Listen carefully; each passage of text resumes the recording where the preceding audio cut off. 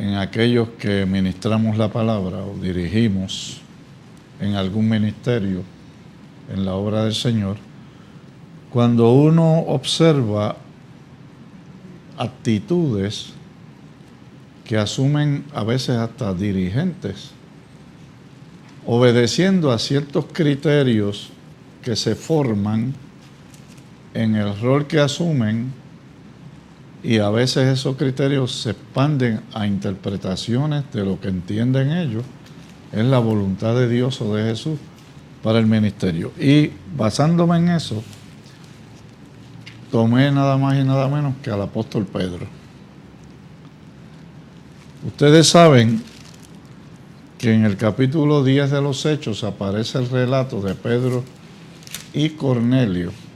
Estamos hablando de un judío, apóstol de Jesús, y en cierta forma, cabeza del apostolado, si se puede entender por las llaves que recibió. Y Cornelio, un gran hombre, centurión, que comandaba 100 soldados y que se encontraba en la ciudad de Capernaum ejerciendo su labor romana, política o militar. Pero ya era un hombre cristiano. La Biblia lo presenta aquí como un hombre piadoso, temeroso de Dios, que daba limosna y ofrenda y oraba a Dios. ¿Qué es lo que estoy tratando de traer? Pastor, ¿tú te recuerdas que después que Jesús resucitó, le ministró a Pedro en el mar de Tiberia, en el lago? Porque Pedro se había quedado con aquella carga anímica de la negación y posiblemente a Jesús le preocupó que él se fuese a lastimar tanto emocionalmente con eso que pensara que ya no era ni apóstol ni discípulo. Yo siempre me acuerdo que en Marcos, en el relato de la resurrección, Marcos 16, cuando llegaron las mujeres, Jesús le dijo, vayan a Galilea y díganle a los discípulos y a Pedro. Entendiendo nosotros que Pedro era discípulo, ¿por qué se escribe eso en esa forma?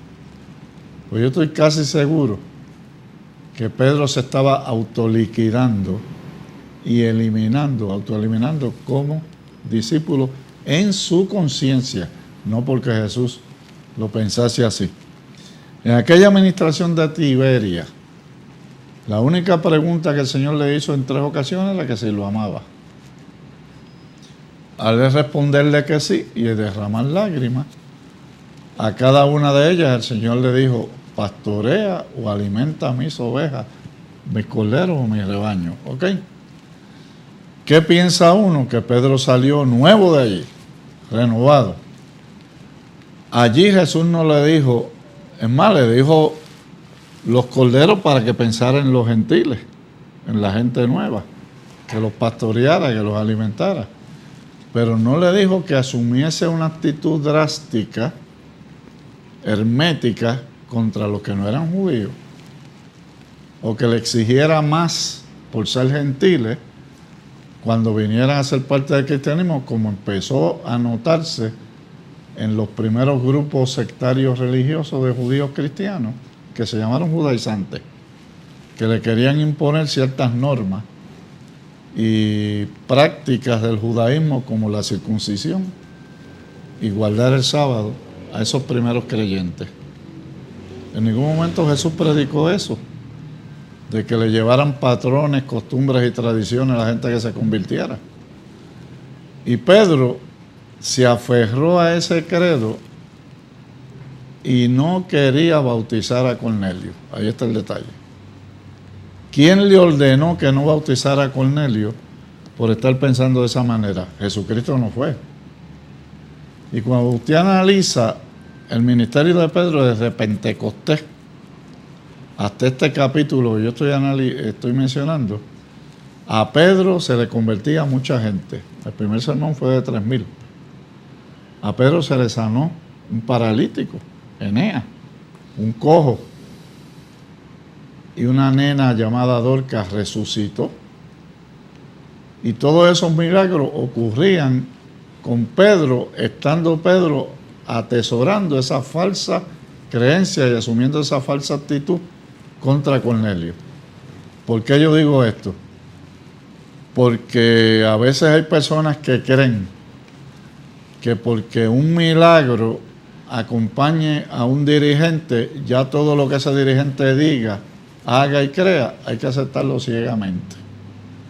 Y Pedro estaba equivocado en esa actitud y el Espíritu Santo se lo iba a demostrar. Amén. Pero el Señor no le iba a quitar ni a Pedro ni al necesitado la oportunidad de ser sanado o liberado de una enfermedad durante su ministerio. Amén. Y eso es lo que estamos viendo aquí, de esos capítulos hasta el 10. Entonces, mire cómo dice: Cornelio, piadoso, temeroso de Dios con toda su casa, hacía mucha limosna al pueblo. Si usted mira un mapa de Palestina, usted va a notar que Pedro estaba en Jope. Y Jope es una ciudad portuaria que da al Mediterráneo.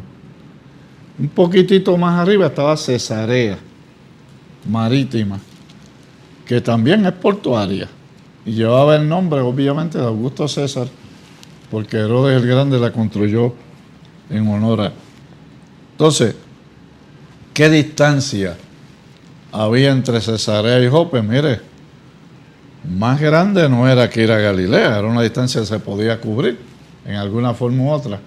Pedro nunca se acercó a Cornelio, sino que mantuvo una distancia y no quería bautizarlo, cosa que hubiese podido hacer si llega a un acuerdo, o lo visita o lo manda a buscar, que fue lo que pasó después cuando intervino el Señor.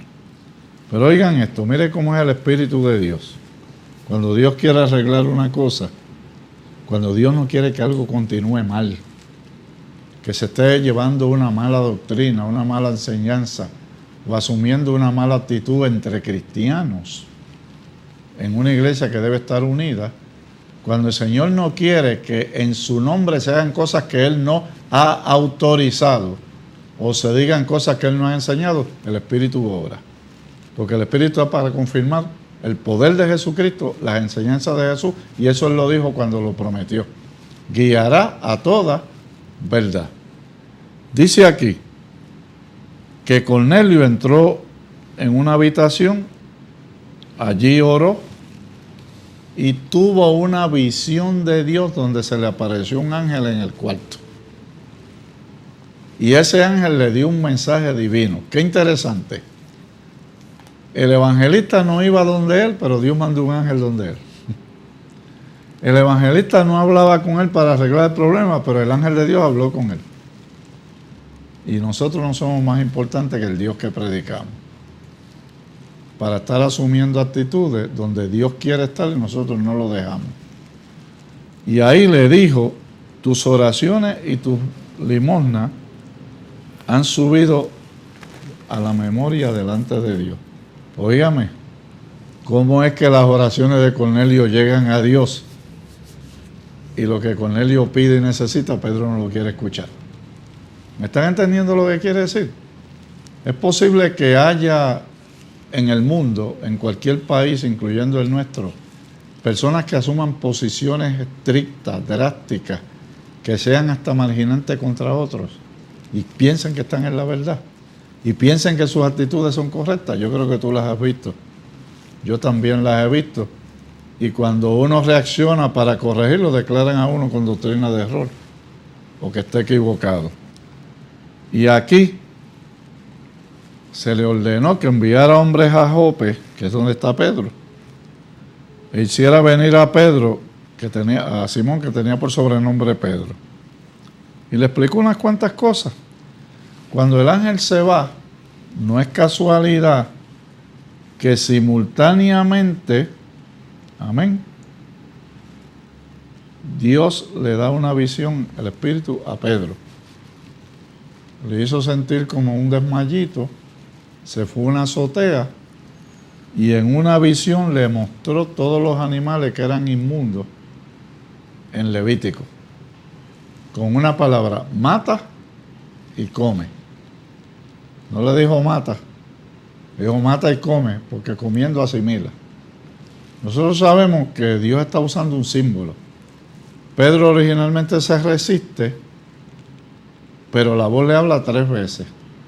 Yo no sé qué tenía Dios que hablaba 3 veces que la gente creyera, porque a Samuel cuando lo llamó le habló 3 veces.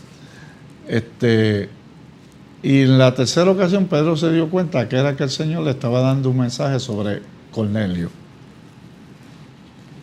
Para mí, ¿qué significa mata y come? Si tú matas el prejuicio que hay dentro de ti, tú puedes asimilar a la persona contra la que tú te prejuicias. Pero mientras ese prejuicio esté latente o esos errores no se corrijan, esa persona no entra en tu mundo interior, en el credo que tú concibes, porque tú la mantienes marginada y aislada. Así que me hace el favor y mata y come. En otras palabras, mata el prejuicio y asimila a Cornelio. Pues en esa visión del lienzo, el Espíritu Santo usa lo que Pedro conoce como judío para darle una lección de que tiene que corregir su actitud. O sea, si vas a seguir predicando, yo te estoy usando sanando, ¿verdad? Y hasta resucitando muertos. Y se convierte gente. Pero yo no voy a permitir que le des continuidad a tu ministerio hasta que muera manteniendo esta actitud que no es buena para mi evangelio. La gente, yo le quiero hacer la observación a las personas de que a veces al Pentecostés se le da una importancia tan grande a base de los dones. Y tal parece que los dones consumen la experiencia de Pentecostés. Yo quiero decirles que no. Que el Espíritu Santo en Pentecostés también comenzó a sanar prejuicios. Y fíjense lo de las mesas cuando surgieron los diáconos. Con lo que hacían con las viudas de los griegos. Y fíjense ahora a Pedro, que es una persona que está cometiendo una injusticia y un prejuicio contra un hombre gentil bueno que es cristiano, y el Espíritu se le revela para corregirlo. ¿Se acuerdan que Pablo, cuando empezó en su llamado, que dicho sea de paso, por ahí cerca fue, empezaron a relegarlo y a protestar, que hasta el Señor mandó a Ananías a orar por él, porque perseguía a los cristianos, y ese complejo y ese prejuicio contra Pablo duró, y Pablo cuando escribía las epístolas, tenía que poner Pablo, siervo y apóstol de Jesucristo, no por hombre. Cuando él decía no por hombre, era porque él estaba consciente que a veces se le rechazaba porque él no fue un apóstol de los 12 que estuvo con Jesús. ¿Quién trajo eso al Evangelio? Cristo. ¿Quién le dijo a los discípulos que asumiesen esa actitud? Cristo. No. Porque cuando Cristo iba a sanar el centurión de Capernaum al siervo del centurión, no se podía entrar allí. Y él fue. Y quien lo frenó fue el centurión. Pero Jesús iba para dentro de la casa. Porque si el fariseo había y el escriba escrito un precepto, una norma de que no se podía ir a la casa de un gentil, eso era para ellos, pero no era para Jesús, que siempre tuvo la mente tan abierta y la misericordia tan eficaz que le permitía accesar a todo aquel a quien se le prohibiera estar con él o con ellos por ser gentiles, publicanos, lo que fuera.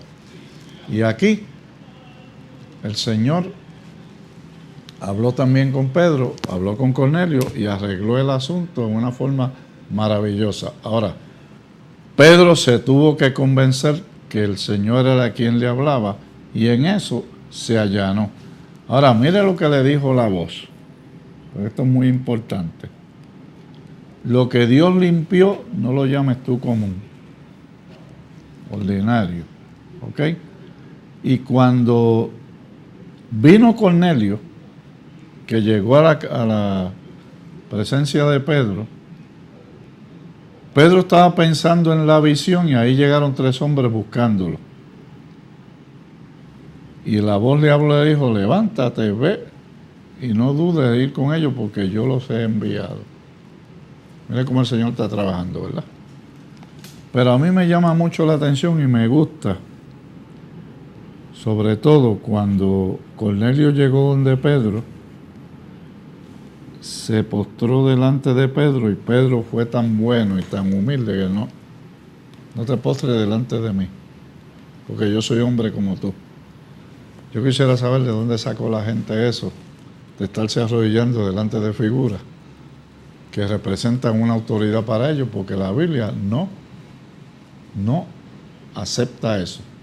Y Pedro, que era prácticamente la figura cimera en el apostolado, fue el primero que rechazó que un hombre como él se postrase delante de él. Amén. Entonces, cuando al otro día entraron en Cesarea, pues Pedro fue a visitar a Cornelio. Cornelio los estaba esperando, habiendo convocado a los parientes y amigos. ¿Ok? Y ahí fue que él se le arrodilló, Pedro le habló y le dijo que él también era hombre. Pero este es el texto que me gusta. Pedro les dijo: vosotros sabéis cuán abominable es para un varón judío juntarse o acercarse a un extranjero. Hasta ahí un momentito. Sí. Mi religión, que predica a Dios, que tiene un mandamiento de amor al prójimo, me enseña que para mí es abominable, siendo judío, acercarme a un extranjero o a un gentil. Señores, están llevando la interpretación por otro lado. Y el Espíritu Santo no podía permitir eso, ni lo permitió Jesús en vida, ni lo podía permitir el Espíritu Santo dirigiendo a la iglesia. O sea, que Cristo no quería en la iglesia a nadie haciendo lo que él corrigió. Porque si él corrigió que él podía entrar en casa de Cornelio, el centurión, ¿por qué tiene ahora Pedro que venir a marginar? Al centurión de Capernaum, ¿por qué Pedro tiene que venir a marginar a Cornelio? No, porque si Cristo no marginó al de Capernaum, pues el Espíritu Santo no podía permitirle a Pedro que marginara a Cornelio en Cesarea. Y luego, mire lo que dice: pero a mí me ha mostrado Dios. ¿Tú no encuentras un conflicto aquí? Bueno, ¿cómo es que la religión que enseña a Dios, ahora Dios tiene que hablar para que enseñen bien? Él seguía siendo judío hasta ahí. Hasta ahí. Y tuvo que coger. Ajá. Fíjate que en la mente de Pedro él seguía siendo judío. Claro. Tú ahorita mencionaste Pentecostés. Fíjate, el milagro en Pentecostés pudo haber sido que todos los paganos entendieran hebreo. Uh-huh. Pero Pedro no hubiera cambiado. Exacto. Lo que pasó fue que el Espíritu puso a los hebreos a hablar idiomas paganos. Idiomas paganos. No se dieron cuenta. Exactamente. Y yo siempre he tenido esa preocupación y he visto casos y he palpado, porque yo soy evangelista ya 34 años y fui pastor 10 años, pero evangelista 34 años que voy a todos sitios. He notado que hay personas que se trancan de una forma. Mira, yo prediqué una vez en una iglesia de la mujer samaritana. Me di cuenta que el pastor no le gustó ciertas cosas que yo dije. Yo dije que la mujer que vino a Jesús había tenido 5 maridos y que el que vivía con él, con ella, era un amante, que es lo que está ahí, el que tiene ahora no es tu marido. Mi comentario fue este: Jesús se le acercó a una mujer, no la despreció y no la rechazó por su historia.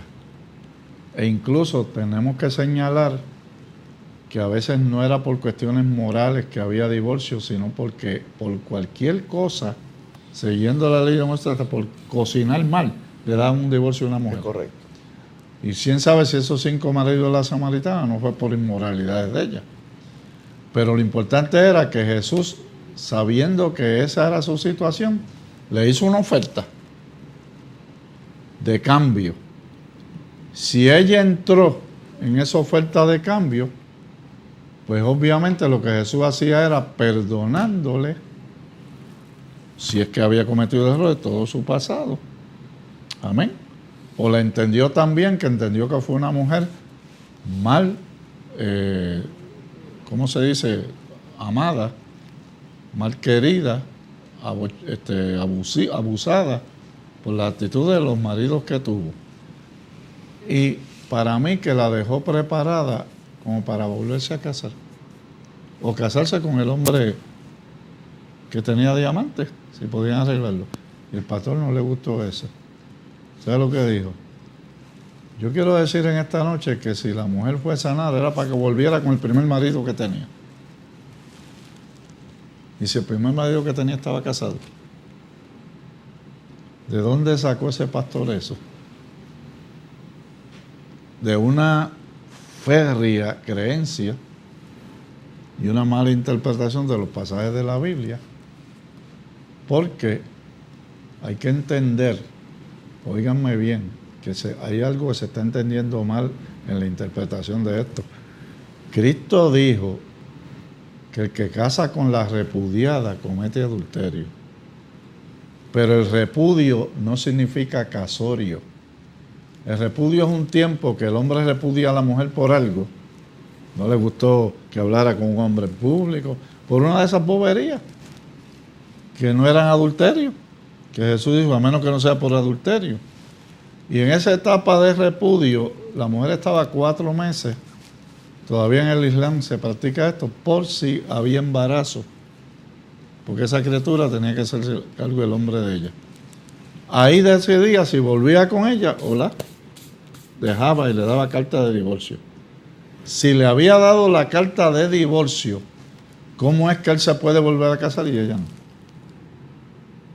Si ya era libre ella. Entonces, si esa mujer se casaba, la llaman adúltera, que está cometiendo adulterio porque se casó de nuevo. Hay que tener cuenta. Dios bendiga a todas las personas, y perdonen que este tema es un poquito delicado, que han vivido una vida conyugal feliz, y gloria a Dios, porque eso debería ser así. Pero hay otros que lamentablemente han tenido su historia. ¿Y cómo es que un criminal se puede restaurar? Ser perdonado sus pecados, testificar en una iglesia cuando mató como a 100, por ejemplo, el del cartel de Medellín, que vino aquí de Pablo Gabriel Escobar, que era un matón, se convirtió y confesó que había matado 100 personas. Y estaba ya a la semana testificando en el púlpito, y a una persona le negaron ese púlpito porque había sido divorciado. Entonces el asesino tiene el derecho y el que restauró su vida no puede. Esas son posiciones extravagantes que no pueden ser liberales, pero tampoco nos podemos ir a los extremos con ellas, como se fue Pedro con esta. La mujer samaritana dio una cátedra, y Jesús ante ella, de que el judío que no podía llegar a la tierra de un samaritano, ahora resulta que se encuentra con una de samaritana con ese estatus de vida, y esa mujer fue la que le trajo el pueblo de Samaria a los pies, y ahora tuvieron que escuchar a un judío predicarle cuando judíos y samaritanos no se llevaban entre sí. ¿Quién está mirando desde arriba lo que iba a pasar? Dios.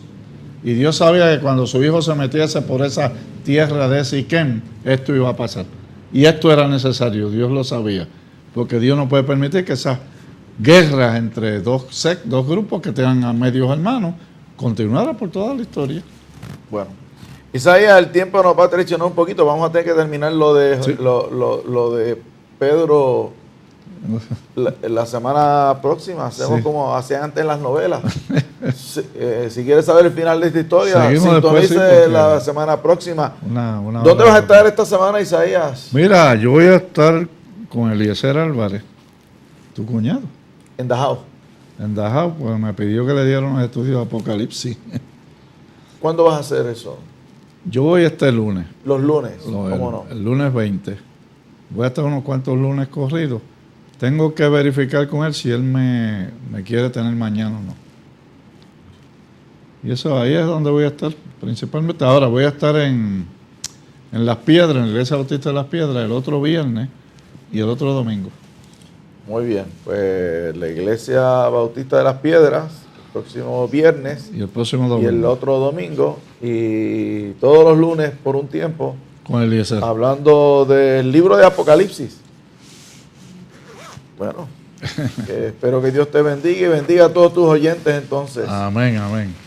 Nosotros vamos a hacer una pausa para identificar la emisora y en breve volvemos a este tu programa Testifiquemos de Cristo. No te quites de esta sintonía. Bueno, Michael.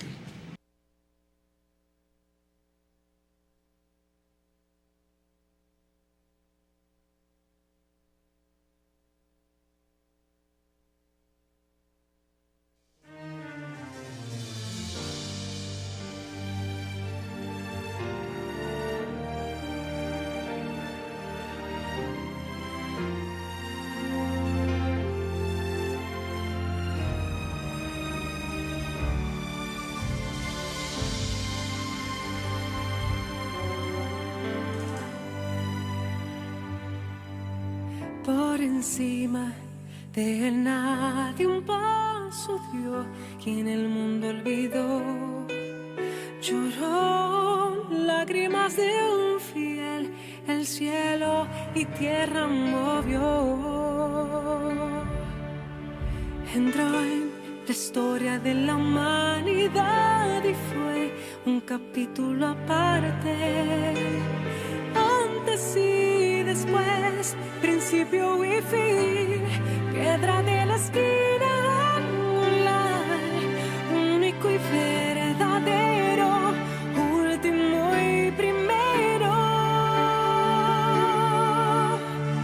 Ha pagado el precio por mis pecados, traicionado, traspasado, crucificado, el rey, despojado de gloria en un cuerpo mortal para hacerme inmortal. Su gloria trasciende lo que es natural, sus ojos son fuego, consumen el mar, y en su muslo está escrito que Él es Rey de reyes, Señor de señores. Adorar al Cordero de Dios, exaltar al Cordero de Dios, digno de abrir el libro y desatar los sellos. Solo es Él, solo es Él.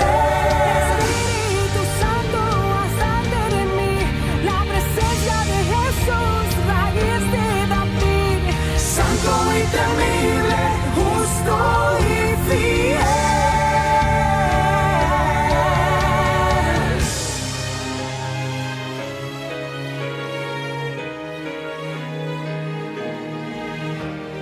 Absoluto, exaltado, Él es Señor, león invencible, campeón de Judá, revelación perfecta, santo de Israel. Su ADN tiene los misterios de Dios, extraordinario, en Él no hay defecto, omnipotente, indescriptible e incomparable, deseado de naciones, príncipe del cielo, luz de la mañana,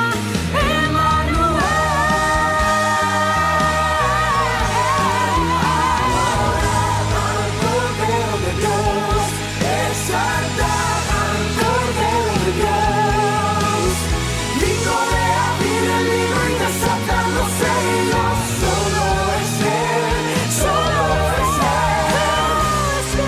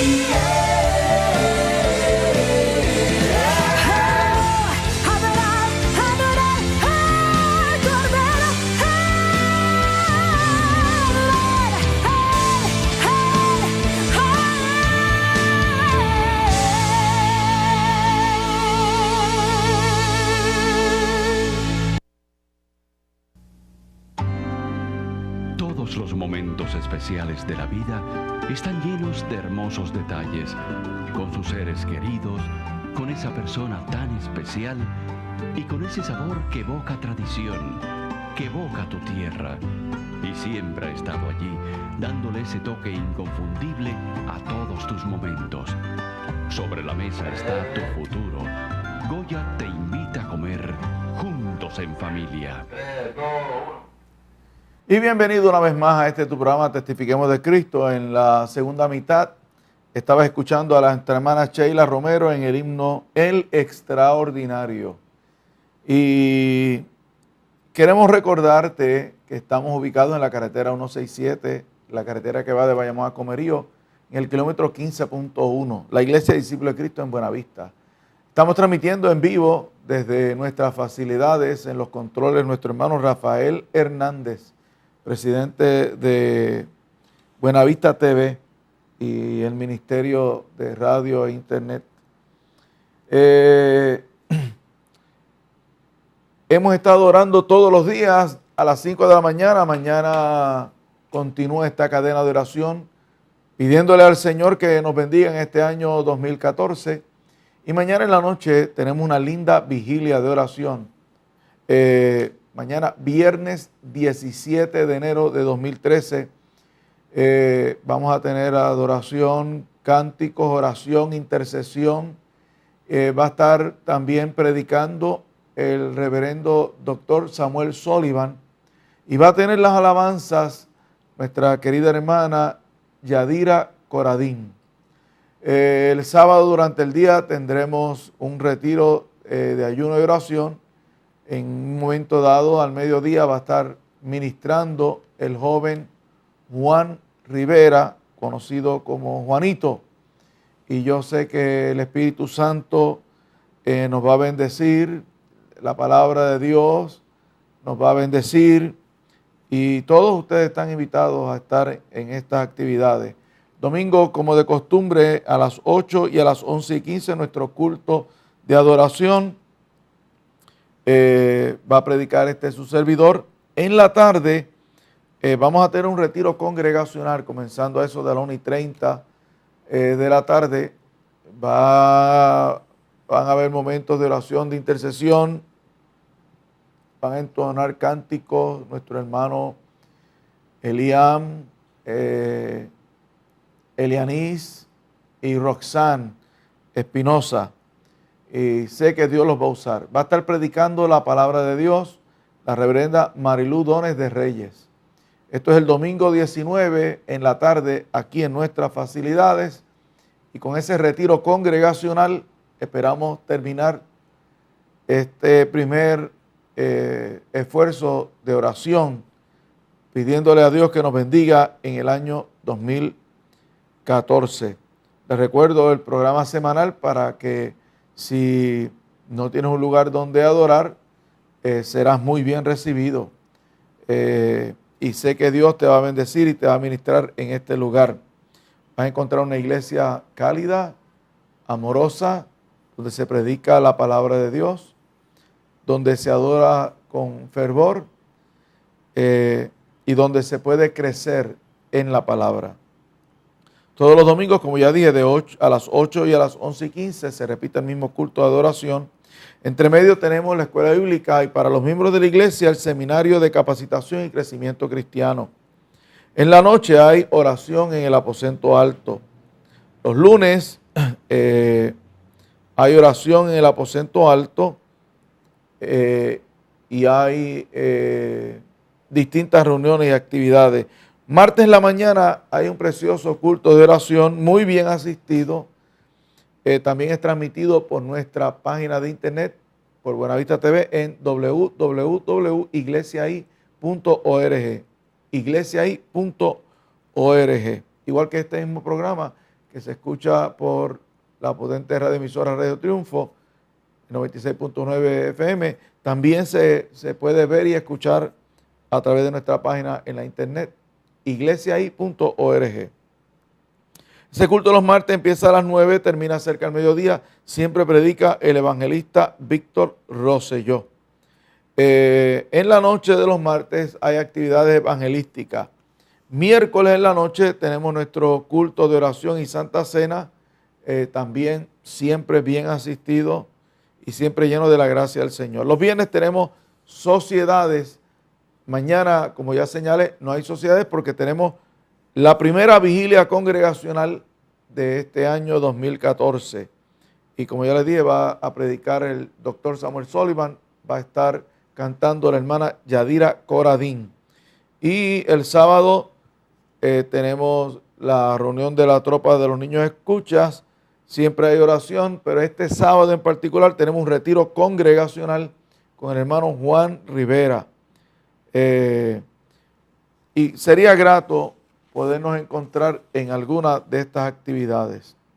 En esta ocasión quiero hablar de un pasaje que nosotros estudiábamos el pasado domingo en la escuela bíblica, que se encuentra en el Evangelio según Lucas, el capítulo número 6.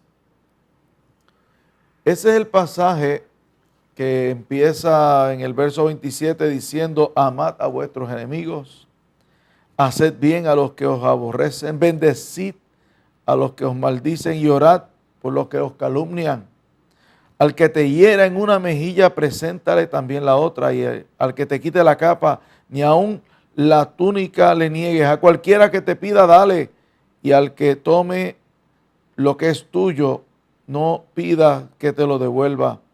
Y el verso 31 dice: y como querréis que hagan los hombres con vosotros, así también haced vosotros con ellos. Ese pasaje sale de la boca de nuestro Maestro, sale del corazón de Dios y de la boca de nuestro Maestro Jesucristo. Verso 31 del capítulo 6 de Lucas: y como queréis que hagan los hombres con vosotros, así también haced vosotros con ellos. Allá para el siglo XVII se le dio un título, y el título que se le dio fue la regla de oro. Hay otras reglas éticas similares, pero son negativas. Las que son negativas dicen: no le hagas a nadie lo que tú no quieras para ti. Son conocidas también como las reglas de plata. De hecho, solo la religión cristiana tiene el ordenamiento ético de amar a los enemigos y de hacerle el bien a los que nos aborrecen.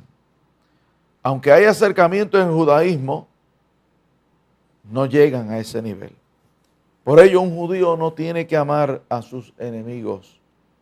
Un creyente en Jesucristo, sí. Creo que el principio ético esencial es uno donde no se promueve, no se acepta, ni se avala la violencia entre seres humanos en ningún nivel. La violencia que nos rodea no nos debe hacer violentos. El mal que nos rodea no nos puede hacer malos. Dicho en español, la ética cristiana se puede alcanzar en cualquier contexto y tenemos como meta que reine el amor. El amor sin justicia no es amor. El amor sin santidad no es amor. El amor es más que un sentimiento o una emoción. El amor es parte de una manera de vivir que es conforme al corazón y a la palabra de Dios. Pero estamos viviendo en tiempos de barro.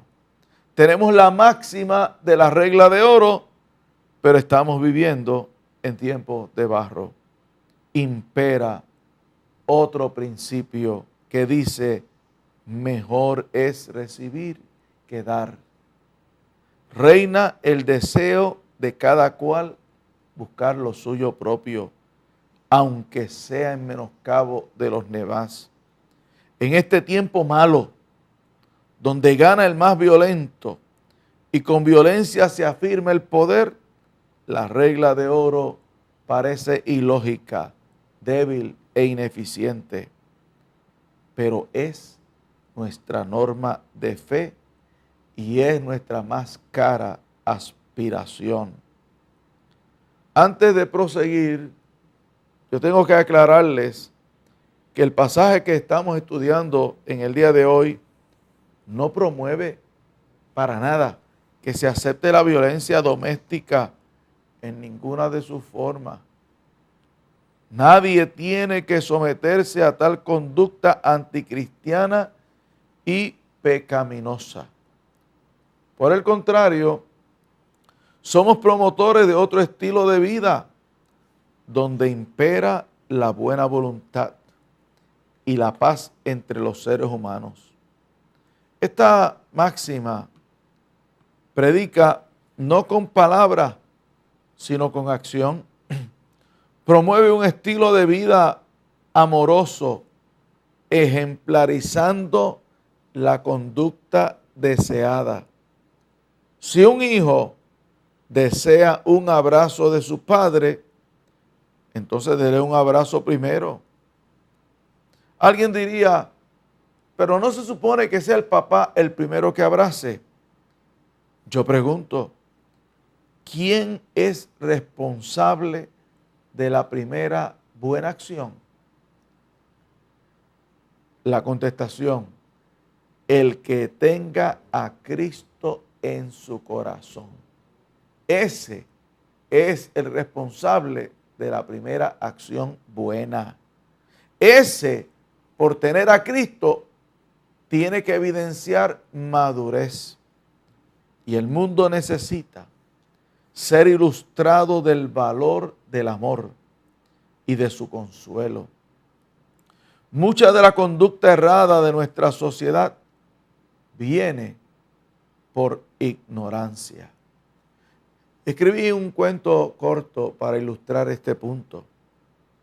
Imagínense que usted es médico y que además ha descubierto y es portador de un nuevo medicamento capaz de sanar una sana enfermedad que afecta a una tribu de indios en un lugar remoto de las Amazonas.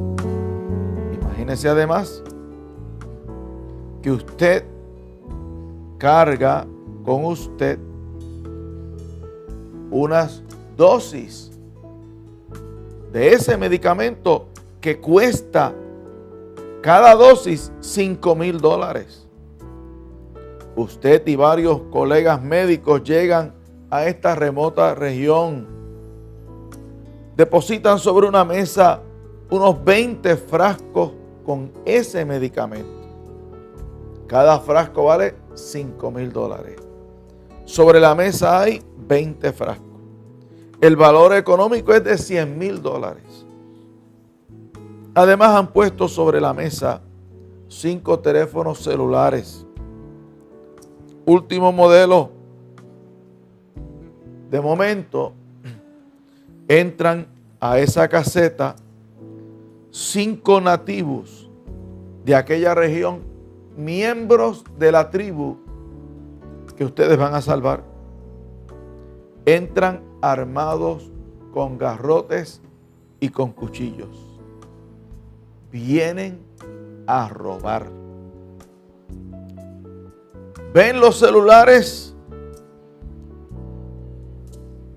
ven las medicinas y ven en un zafacón sobras de alimento, amenazando con sus cuchillos.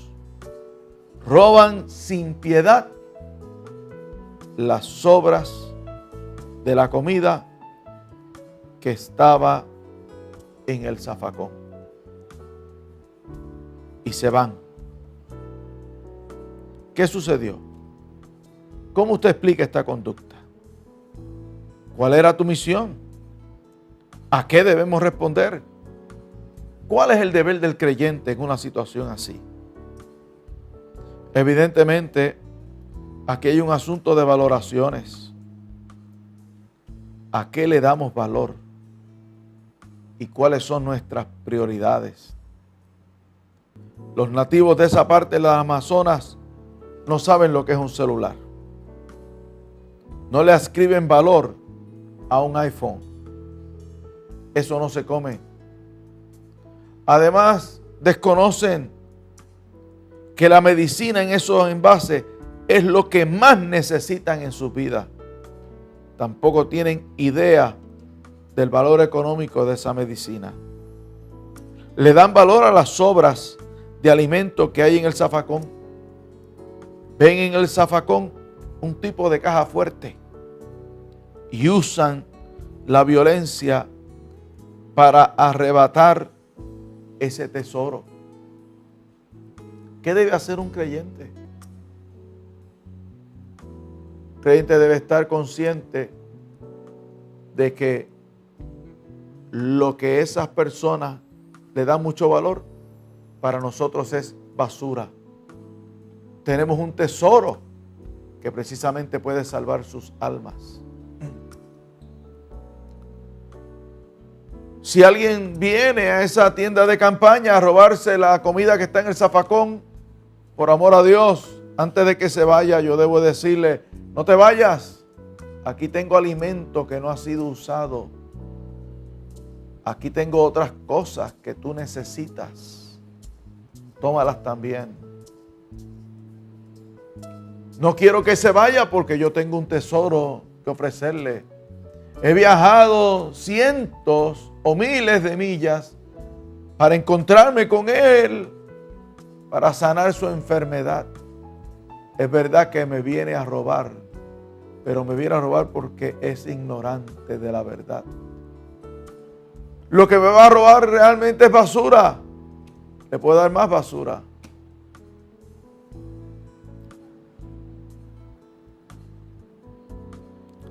Para Jesús, el que viene a quitarnos nuestra capa, lo hace porque desconoce que somos portadores de una medicina para su alma.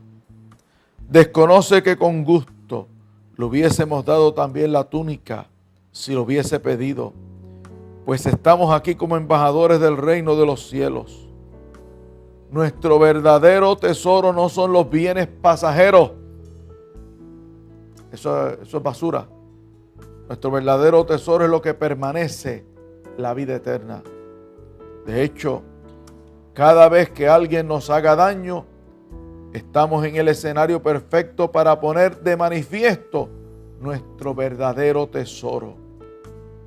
Hace muchos años atrás, siendo pastor en la ciudad de Nueva York, mi padre, el reverendo Miguel Ángel Morales, fue asaltado en la ciudad de Nueva York por una ganga, lamentablemente de hispanos puertorriqueños, cuando bajaba del elevado de una estación de tren en Brooklyn. Una vez le despojaron de su dinero. Cuando los asaltantes ya se iban, mi papá los llamó y les dijo: esto no ha terminado aún, muchachos, vengan acá. Mi padre les echó los brazos y oró por ellos. Recuerdo que mi padre llegó gozoso a casa. El gozo y el consuelo es algo que nada ni nadie nos puede robar. Hay cosas que el pillo nos puede robar, hay cosas que no puede tocar, que no nos puede robar. El pasaje que estudiábamos culmina con esta exhortación: sed pues misericordioso, como también vuestro Padre es misericordioso. Debemos ser como nuestro Padre Celestial. Esa es la meta. No se nos pide algo que no podamos hacer. Dios nunca demanda algo fuera de nuestra capacidad. Si Dios pide que amemos al enemigo, es porque Dios sabe que lo podemos amar y lo debemos amar. Tampoco Dios nos pide algo que nos menoscabe, que nos robe integridad. Todo lo contrario, lo que Dios pide que hagamos nos hace bien. Llena el alma de tesoros y de consuelos. Jesús criticaba a los que se consolaban con sus posesiones y se creían ricos. Rico es quien tiene para consolar a otro. Rico es el que tiene medicina para sanar el alma de otro. Rico es el que enriquece a otro ser humano.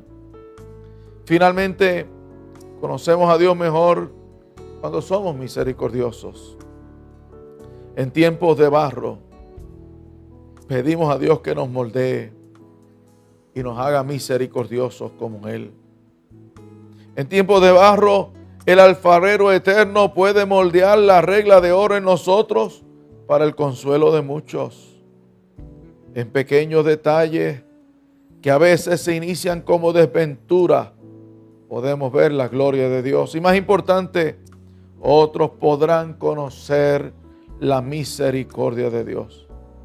Como dice el cántico espiritual, de gloria en gloria te veo. Cuanto más te conozco, quiero saber más de ti. Mi Dios, cual fiel alfarero, levántame, transfórmame, moldéame a tu imagen, Señor. Quiero ser más como tú.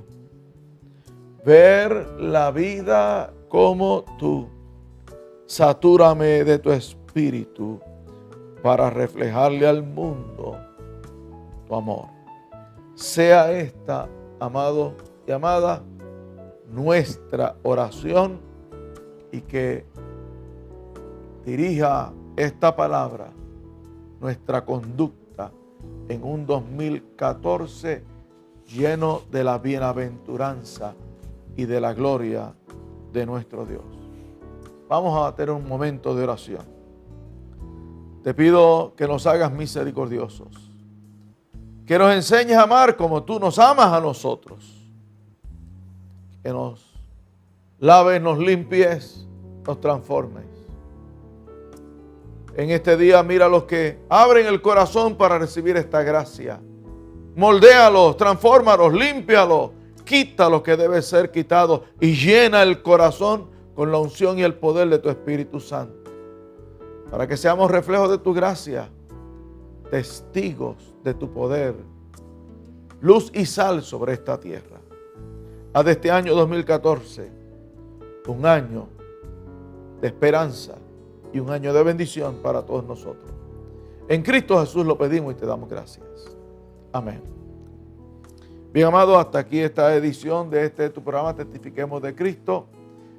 La próxima semana en este mismo lugar, en tu radio y en www.iglesiai.org estaremos para transmitir el testimonio de la palabra de Dios para bendición de sus vidas.